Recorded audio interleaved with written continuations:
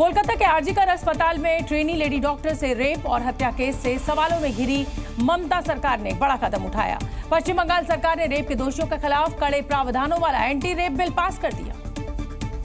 और विधानसभा में बिल पर चर्चा के दौरान ममता बनर्जी ने केंद्र सरकार पर जमकर निशाना साधा। ममता बनर्जी ने कहा कि प्रधानमंत्री को 2 बार चिट्ठी लिखी लेकिन कोई जवाब नहीं मिला। আমি দুটো চিঠি ইতিমধ্যেই প্রধানমন্ত্রীকে লিখেছি। আমি যেহেতু তার কাছ থেকে কোনো উত্তর পাইনি, উত্তর দিয়েছেন একজন উইমেন অ্যান্ড চাইল্ড ডিপার্টমেন্টের মিনিস্টার, কিন্তু তিনি যে উত্তর দিয়েছেন সেটাকেও কাউন্টার করে আমি প্রধানমন্ত্রীকে জানিয়েছি। इस दौरान बीजेपी ने कानून के नए प्रावधानों पर सवाल उठाए और उसमें संशोधन की मांग की। साथ ही बिल का समर्थन करते हुए इसे तत्काल लागू करने की अपील की। Full support. আমরা মাননীয় মুখ্যমন্ত্রীর বক্তব্য সুন্দর করে শুনবো। উনি যা মনে আসেন বলবেন, কোনো সমস্যা নেই, কিন্তু আপনাকে গ্যারান্টি দিতে হবে immediate execution of this bill. Paschim Bangal सरकार ने अपराजिता एंटी रेप बिल में रेप और गैंग रेप के दोषियों के लिए कड़ी सजा का प्रावधान किया है। पश्चिम बंगाल विधानसभा ने सर्वसम्मति से एंटी रेप बिल अपराजिता को पास कर दिया है। विपक्ष ने भी इस विधेयक का पूरा समर्थन किया है। कोलकाता के आरजीकर मेडिकल कॉलेज और अस्पताल में महिला डॉक्टर की रेप और हत्या के बाद पश्चिम बंगाल का विशेष विधानसभा सत्र बुलाया गया था। इस विधेयक में रेप के दोषियों के खिलाफ सख्त सजा का प्रावधान किया गया है। हम आपको बता दें, इस बिल में महिलाओं और बच्चों की सुरक्षा को मजबूत करना इसका मकसद है। रेप केस की जांच 21 दिनों में अब पूरी करनी होगी। अगर पीड़ित की मौत या फिर वो कोमा में चली जाती है तो फांसी की सजा का प्रावधान किया गया है। इसके अलावा पश्चिम बंगाल के हर जिले में अपराजिता टास्क फोर्स बनाई जाएगी, जिसका नेतृत्व डीएसपी लेवल के अधिकारी करेंगे। रेप गैंग रेप के दोषियों को पैरोल के बिना उम्र कैद की सजा दी जाएगी। वहीं इस बिल में रेप जैसे मामले में पीड़िता की पहचान उजागर करने वालों के खिलाफ कड़ी सजा का प्रावधान है। कोलकाता के आरजीकर मेडिकल कॉलेज के पूर्व प्रिंसिपल संदीप घोष भ्रष्टाचार के आरोप में अब सीबीआई के शिकंजे में हैं। संदीप घोष को जांच एजेंसी ने वित्तीय अनियमितता के आरोप में गिरफ्तार किया। इस मामले की जांच बंगाल पुलिस की एसआईटी कर रही थी। हालांकि कुछ दिन पहले ही कलकत्ता हाईकोर्ट के आदेश पर सीबीआई को केस ट्रांसफर किया गया था। संदीप घोष की गिरफ्तारी ऐसे वक्त में हुई जब आरजीकर अस्पताल में जूनियर डॉक्टर से रेप और मर्डर मामले में भी सीबीआई जांच कर रही है। सीबीआई ने संदीप घोष से करीब 15 दिनों तक 150 घंटे से ज्यादा समय तक सवाल जवाब किए और भारतीय न्याय संहिता की धारा 61 और 318 के तहत गिरफ्तारी की। संदीप घोष की गिरफ्तारी के बाद बंगाल की सियासत भी गर्मा गई।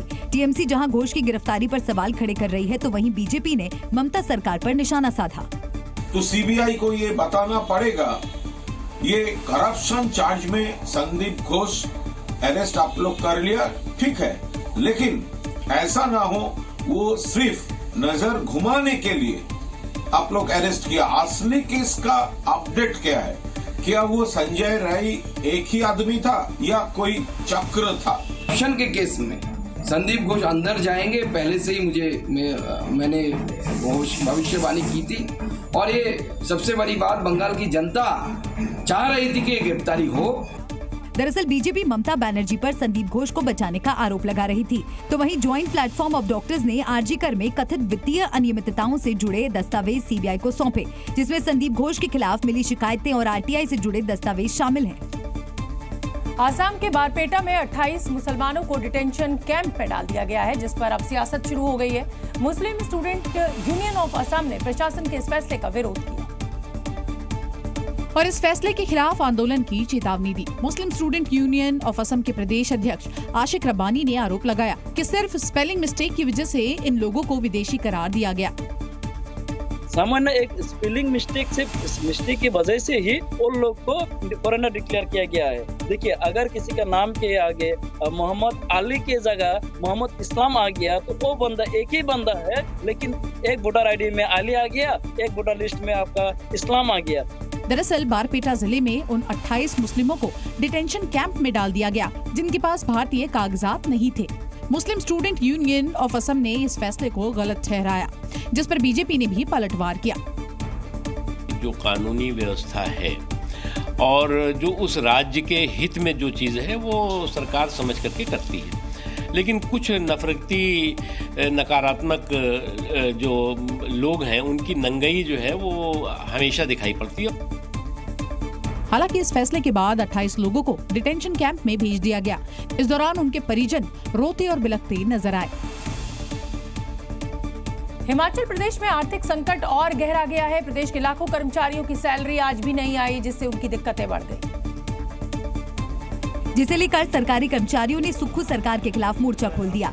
सैलरी न आने से कर्मचारी बेहद परेशान हैं। उनकी रोजमर्रा की जरूरतें तक पूरी नहीं हो पा रही हैं। कहते उनके घर में कोई गेस्ट आए थे तो उन्होंने उनको ब्लैक टी पिलाई, क्योंकि उनके पास पैसा नहीं था, ना मतलब दूध लेने के लिए तक पैसा नहीं था। कहते उनके पास मेरे खाते में जो है केवल 2 रुपये बचे हैं और अब मुझे अपनी वाइफ की टेस्ट के लिए भेजना है। इसी महीने 4-5 तारीख को उनको भेजना था। ऑलमोस्ट 4-5 तारीख तक कोई भी कर्मचारी है उसके पास पैसे बहुत कम बचते हैं। हिमाचल प्रदेश में लगभग 2 लाख कर्मचारी और 1.5 लाख के करीब पेंशनर हैं। पहले महीने के आखिर तक सैलरी आ जाती थी। हिमाचल सरकार 90,000 करोड़ से ज्यादा के घाटे में चल रही है। दिसंबर 2022 से जुलाई 2024 तक प्रदेश सरकार ने 21,366 करोड़ का कर्ज लिया है, जिसमें पिछले कर्ज की अदायगी के तौर पर 5,864 करोड़ वापस किए गए, जिसका असर सरकारी कर्मचारियों की सैलरी पर देखने को मिला। हिमाचल प्रदेश में हुए आर्थिक संकट पर सरकार और विपक्ष अब आमने सामने आ गए हैं। भारतीय जनता पार्टी सुक्खू सरकार और कांग्रेस पर निशाना साध रही है, तो वहीं कांग्रेस इसके लिए डबल इंजन सरकार को जिम्मेदार ठहरा रही है। हिमाचल प्रदेश के पूर्व सीएम और विधानसभा में नेता प्रतिपक्ष जयराम ठाकुर ने आर्थिक संकट के लिए कांग्रेस की नीतियों को जिम्मेदार बताया और इस मुद्दे पर विधानसभा में चर्चा की मांग की। जो गारंटियां दी थी राहुल गांधी जी ने, एक नया रिवाज शुरू किया था और वो खटाखट होकर के बंद होता दिख रहा है। और हिमाचल पहला उदाहरण है और बाकी राज्यों को भी सारी चीज से सीख लेनी चाहिए। तो वहीं दूसरी ओर मुख्यमंत्री सुक्खू ने कहा कि वो हिमाचल प्रदेश की जनता को बताएंगे कि इस संकट के लिए असल जिम्मेदार कौन है। हिमाचल प्रदेश की 75 लाख जनता को हम बताना चाहते हैं कि वित्तीय कुप्रबंधन क्यों हुआ और कैसे डबल इंजन की सरकार ने जनता के खजाने को लुटा दिया। बिजली माफ कर दी, पानी माफ कर दिया, 600 के करीब शिक्षा संस्थान और स्वास्थ्य संस्थान खोल दिए। इन सब चीजों को अगर वो चर्चा लाएंगे, नहीं लाएंगे तो हमारे द्वारा चर्चा लाई जाएगी। हरियाणा विधानसभा चुनाव को लेकर सभी पार्टियों ने तैयारियां तेज कर दी हैं और इस बीच हरियाणा में कांग्रेस और आम आदमी पार्टी के बीच गठबंधन को लेकर भी चर्चाएं जोर पकड़ने लगी हैं, जिसका संकेत खुद हरियाणा कांग्रेस के प्रभारी दीपक बावरिया ने दिया। उन्होंने मीडिया के सवालों का जवाब देते हुए कहा कि विधानसभा चुनाव के लिए आम आदमी पार्टी से बातचीत चल रही है। आम आदमी पार्टी के साथ कांग्रेस की कुछ बात हो रही है, अभी कुछ निश्चित नहीं हुआ है। जैसे निश्चित होगा आपको बता दिया जाएगा। तो वहीं हरियाणा में कांग्रेस और आम आदमी पार्टी के बीच गठबंधन के कयासों पर बीजेपी ने तंज कसा। साथ ही बीजेपी की जीत का बड़ा दावा किया कि कांग्रेस आम आदमी पार्टी से हरियाणा में गठबंधन करना चाहती है। इसका मतलब कांग्रेस का स्थिति बहुत ही खराब हो गया है। हालांकि कांग्रेस और आम आदमी पार्टी में गठबंधन होगा कि नहीं ये तो वक्त ही बताएगा, लेकिन सूत्रों के हवाले से खबर है कि खुद राहुल गांधी गठबंधन के पक्ष में दिखाई दे रहे हैं। पीडीपी चीफ महबूबा मुफ्ती ने जम्मू कश्मीर में बीजेपी के साथ गठबंधन की संभावनाओं को सिरे से खारिज कर दिया है। महबूबा मुफ्ती ने साफ कहा कि बीजेपी के साथ गठबंधन की कोई गुंजाइश नहीं बची है।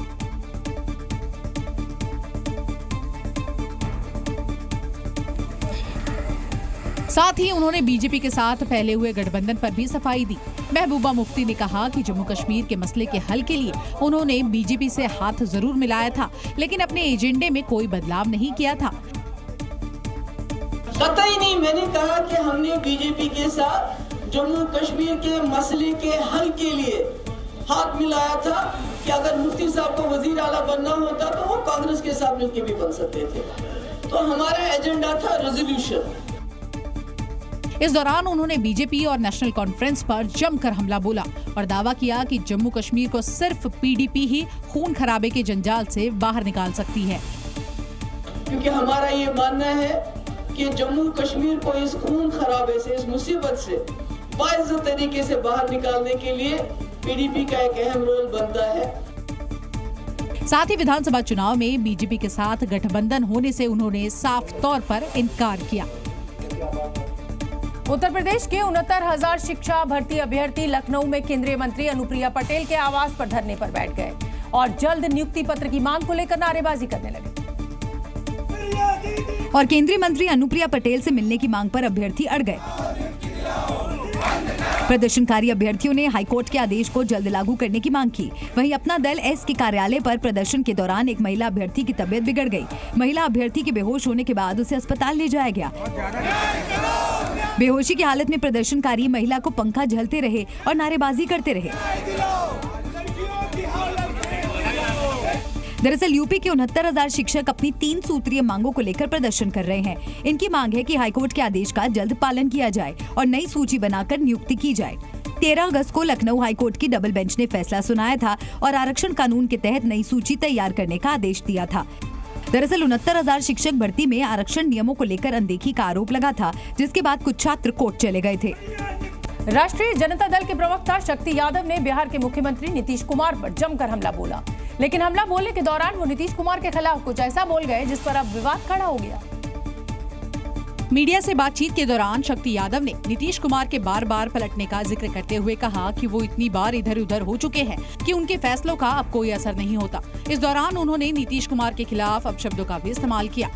उनके चमड़ी इतने मोटे हो गए हैं तो उन पर बफैलो का वैक्सीन भी असर नहीं करता है। तो जितना बार भी पलटी मारेगा तो क्या फर्क पड़ेगा। शक्ति यादव यही नहीं रुके, उन्होंने आगे कहा कि नीतीश कुमार को न पलटने में असर है न झटकने में असर है, क्योंकि उनका कोई मान या अपमान बचा ही नहीं। प्रयागराज में नकली नोट छापने वाले मदरसे पर छापे के दौरान एक बड़ा खुलासा हुआ।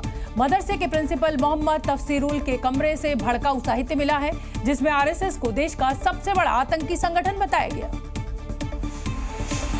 जिसके बाद पुलिस मदरसे के कई सदस्यों से पूछताछ में जुट गई है। मदरसा जामिया हबीबिया में छापे के दौरान मिले साहित्य में आरएसएस के खिलाफ कई भड़काऊ लेख हैं। इसके अलावा देश में हुई कई आतंकी घटनाओं का भी जिक्र है। साथ ही कई और संदिग्ध साहित्य बरामद किए गए। नकली नोट बनाया जाना और उसके बाद आरएसएस जो स्वयंसेवी संगठन है उस के खिलाफ भड़काने की जो कोशिश है मदरसे के छात्रों को आखिर क्यों की जा रही थी, ये तमाम सवाल के जवाब जानने के लिए पुलिस की जो टीम है वो यहाँ पर पहुंची है। मदरसे के जिम्मेदारों से बातचीत की जा रही है। ये किताबें इस मदरसे के प्रिंसिपल मोहम्मद तफसीरुल के कमरे से बरामद की गई, जिसके बाद ये सवाल खड़ा हो गया कि क्या ये मदरसा हेट स्टडी का सेंटर था, लेकिन मदरसे के सदस्यों ने इस बात से साफ इनकार कर दिया। 1940 से आज तक जो है तो कभी इस तरह की कोई तालीम न दी गई है न दी जाती है। तो कैसे है कुछ समझ में नहीं है। जानकारी के मुताबिक मदरसा जामिया हबीबिया में अलग अलग राज्यों के 70 बच्चे पढ़ते हैं। ये बच्चे यही रहते हैं। यहाँ हॉस्टल की व्यवस्था भी है। ऐसे में सवाल उठता है कि जिस मदरसे के प्रिंसिपल के कमरे में ऐसी विवादित किताब मिली, वहाँ बच्चों को क्या तालीम दी जाती है। हरियाणा के फरीदाबाद में हुई 12वीं के छात्र आर्यन मिश्रा हत्या मामले में गोरक्षकों पर अब आरोप लगा है। पकड़े गए आरोपियों के मुताबिक गौ तस्कर समझकर ये फायरिंग हुई थी, लेकिन मृतक आर्यन के पिता ने मर्डर को लेकर कई सवाल खड़े कर दिए हैं। दिल्ली आगरा हाईवे के गणपति टोल का सीसीटीवी सामने आया, जिसमें लाल रंग की एक कार तेज स्पीड के साथ आगे निकली, जिसके पीछे सफेद रंग की दूसरी कार भी तेजी से गुजरी। रफ्तार इतनी तेज कि टोल पर लगे बैरियर को भी तोड़ दिया। फिलहाल पुलिस ने इस मामले में आदेश, कृष्णा, वरुण, अनिल कौशिक नाम के आरोपियों को गिरफ्तार किया। पुलिस ने आरोपियों की कार और हत्या में इस्तेमाल किया गया हथियार बरामद कर लिया। पूछताछ में आरोपियों ने कबूला कि इन लोगों को गो तस्करी के शक में हमला किया था। जो अभी तक इनिशियली जो चीज़ सामने आई है, जो पूछताछ के अंदर ये जो गलतफहमी के अंदर गोली जो है वो चलने की जो बात है वो सामने आई है। जो आरोपी हैं उनको लगा कि किसी तरह की कोई आपराधिक व्यक्ति है जो किसी आपराधिक वारदात को अंजाम करने के लिए आए हैं। लेकिन आर्यन के पिता आरोपियों के इस कबूलनामे पर सवाल खड़े कर रहे हैं। वो कह रहे हैं कि मेरे से गोली लगी है, मैं गौ कसकर समझ के ऐसा किया, लेकिन दूसरी गोली किसने मारा ये हमें जाहिर नहीं हो रहा है। साथ ही उन्होंने अपने बेटे की हत्या के पीछे मकान मालकिन और उसके बेटे का हाथ होने की आशंका जताई। गोरक्षकों की शक्ल में इन बंदूकधारियों ने आर्यन की कार का 20 किलोमीटर तक पीछा किया और कार पर फायरिंग कर दी, जिसमें आर्यन की मौत हो गई। ग्रेटर नोएडा के वेस्ट इको विलेज सोसाइटी में दूषित पानी की वजह से 200 से ज्यादा लोग बीमार हो गए हैं, जिसके बाद इस सोसाइटी में हड़कंप मच गया। एक के बाद एक लोगों की तबीयत बिगड़ने लगी। बीमार लोगों में ज्यादातर बच्चे और महिलाएं शामिल हैं, जिन्हें उल्टी, दस्त और तेज बुखार की शिकायत है, जिसके बाद अस्पतालों में भीड़ लग गई। एक के बाद एक लोग अपने बच्चों को अस्पताल लेकर पहुंचने लगे। बच्चों की भीड़ जहाँ भी जा रहे हैं, हर कोई ये पूछ रहा है, बच्चे को ले जाती है कि आपको भी पानी से दिक्कत हो रही है, पेट में दर्द है, उल्टी आ रही है। वहीं दूसरी ओर इस घटना के बाद अब इस सोसाइटी के लोग बाहर से पानी मांगकर पी रहे हैं। सोसाइटी के लोगों के मुताबिक 2 दिन पहले वाटर टैंक की सफाई हुई थी। उसके बाद पानी इस्तेमाल करने पर लोग बीमार पड़ने लगे। पानी की टंकी को साफ करने के लिए ब्लीचिंग पाउडर या फिर क्लोरीन का इस्तेमाल किया जाता है। इन लोगों ने कुछ केमिकल यूज किया, माइट भी ब्लीचिंग पाउडर या क्लोरीन से क्लीनिंग होती है, बट उसकी प्रॉपर इन लोगों ने क्लीनिंग नहीं किया। उसके बाद वाटर सप्लाई इन्होंने रेगुलर कर दिया, उसकी वजह से। वहीं दूसरी ओर खबर मिलने के बाद ग्रेटर नोएडा प्राधिकरण की टीम सोसाइटी पहुंची और पानी का सैंपल जांच के लिए लेकर गई। यहाँ के आवेदकों का कहना यह है कि कहीं ऐसा ना हो कि उसकी क्लीनिंग प्रॉपर नहीं की जा रही है। मैंने भी मैनेजमेंट से, एक आजिम है मिस्टर आजिम, उनसे मैंने बात की तो नॉर्मली उनकी जो क्लीनिंग है वो प्रॉपर नहीं है। वहीं सूचना मिलने के बाद स्वास्थ्य विभाग की टीम और पुलिस भी मौके पर पहुंची और पूरे मामले की जाँच शुरू की। मध्य प्रदेश के नीमच में एक शख्स ने भ्रष्ट अधिकारियों को आईना दिखाने के लिए अनोखा तरीका अपनाया।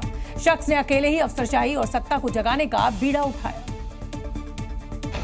और आवेदनों और सबूतों के कागजों की लंबी माला बनाकर खुद पर लपेटकर अजगर की तरह रेंगता हुआ कलेक्ट्रेट पहुंचा। कलेक्टर से उसने जांच और सख्त कार्रवाई की मांग की, लेकिन ये शख्स जिस तरीके से न्याय मांगने के लिए कलेक्ट्रेट पहुंचा, उसे देखकर हर कोई हैरान रह गया। पीड़ित के गले में सैकड़ों पन्नों की माला थी, जो उसके शरीर के पीछे तक लटक रही थी और वो सांप की तरह रोड पर रेंगते हुए आगे बढ़ता हुआ कलेक्ट्रेट पहुंचा। इतना ही नहीं, कलेक्ट्रेट में शख्स ने अपने पैरों की चप्पल उतारी और उसे अपने सिर पर रख लिया। लोग फोन निकालकर उसका वीडियो बना रहे थे।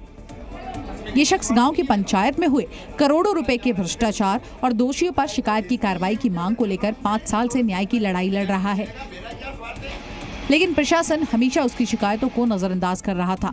अब आखिर में उसने ये कदम उठाया और एक बार फिर शिकायती आवेदन कलेक्टर के नाम देते हुए न्याय की मांग की। उत्तर प्रदेश के बदायूं में युवक को हवाबाजी भारी पड़ गई। एक युवक खुद को सांप पकड़ने का एक्सपर्ट बताने लगा और तभी सांप ने उसे डस लिया। लोगों ने युवक को मना भी किया कि सांप जहरीला है, कुछ भी हो सकता है, लेकिन युवक नहीं माना और सांप पकड़ने की कोशिश करने लगा। इसके बाद सांप ने उसको डस लिया, जिसके बाद युवक ने सांप को बोरी में बंद किया और उसे लेकर अस्पताल पहुंच गया, जहां पहुंचकर उसने बोरी में बंद सांप को डॉक्टर की टेबल पर रख दिया और बताया कि उसे सांप ने डस लिया है। बोरी खोलकर देखा गया तो पता चला कि सांप बहुत जहरीला और खतरनाक प्रजाति का है।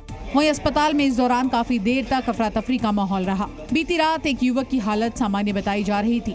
जिला अस्पताल में इलाज के दौरान उसे 10 स्नेक एंटीवेनम इंजेक्शन के लगाए गए, तब जाकर उसकी जान बच सकी। कोतवाली लोन में मौजूद पुलिसकर्मियों को एक सांप नजर आया था, जिसके बाद वहां पर अफरा तफरी मच गई, जिसके बाद सांप के बारे में वन विभाग को खबर दी गई। जब तक वन विभाग की टीम पहुंचती, युवक वहां पहुंच गया था और हवाबाजी करते हुए बोला कि उसे सांप पकड़ना आता है, लेकिन ये हवाबाजी उसी पर भारी पड़ गई। Zee News.